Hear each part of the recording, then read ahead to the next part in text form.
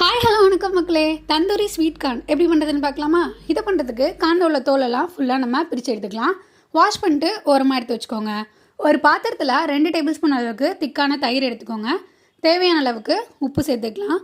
இது கூட காரத்துக்கு ஏற்ற மாதிரி மிளகாய்த்தூள், ஒரு 1/4 டீஸ்பூன் அளவுக்கு ஜீரகத்தூள், 1/4 டீஸ்பூன் கரம் மசாலா சேர்த்துக்கோங்க. ஃபைனலாக இது கூட மிளகுத்தூள் 1/4 டீஸ்பூன் சேர்த்துட்டு மசாலா நமக்கு ரெடி ஆகிடுச்சு. நல்லா மிக்ஸ் பண்ணி விடுங்க.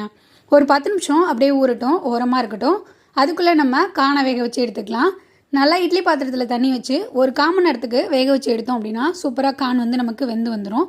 சூடு ஆறினதுக்கப்புறமா இந்த தந்தூரி மசாலாவை கான் மேலே படுற மாதிரி ஃபுல்லாக நல்லா ஸ்ப்ரெட் பண்ணி விடுங்க.